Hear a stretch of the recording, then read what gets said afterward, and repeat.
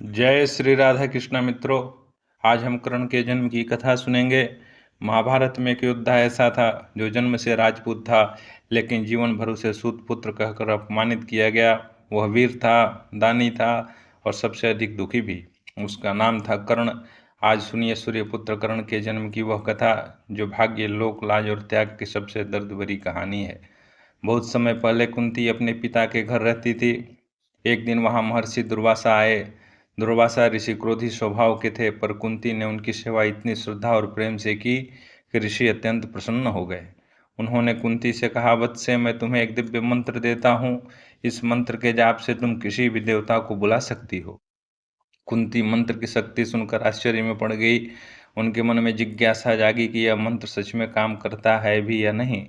एक दिन कुंती ने सूर्य उदय के समय उस मंत्र का जाप कर दिया और तभी आकाश में तेज प्रकाश फैल गया। सूर्य के समान तेजस्वी रूप में स्वयं सूर्यदेव प्रकट हो गए। सूर्यदेव बोले, हे कुंती, तुमने मुझे मंत्र से बुलाया है। अब मैं तुम्हें खाली हाथ नहीं लौटा सकता। मैं तुम्हें पुत्र प्रदान करूंगा। कुंती भयभीत हो गई। उन्होंने हाथ जोड़कर कहा, प्रभु, मैं तो अविवाहित हूँ। यदि मुझे संतान हुई तो समाज मुझे कलंकित करेगा। पर सूर्यदेव ने आश्वासन दिया, डरो मत, तुम्हारा कौमार्य नष्ट नहीं होगा। तुम्हारा पुत्र संसार में महान योद्धा और दानी कहलाएगा। समय बीतने पर कुंती ने एक अद्भुत बालक को जन्म दिया। उस बालक की विशेषता यह थी कि वह जन्म से ही कवच और कुंडल धारण किए हुए था। उसके शरीर से स्वर्णिम तेज निकल रहा था, मानो सूर्य का अंश धरती पर उतर आया हो। यह बालक था सूर्यपुत्र कर्ण। कुंती उस बालक को देखकर हर्षित भी थी और भयभीत भी, क्योंकि वह जानती थी यदि यह बात राजमहल और समाज तक पहुंच गई तो उनका जीवन अपमान से भर जाएगा। कुंती के सामने सबसे बड़ी समस्या थी लोक लज्जा।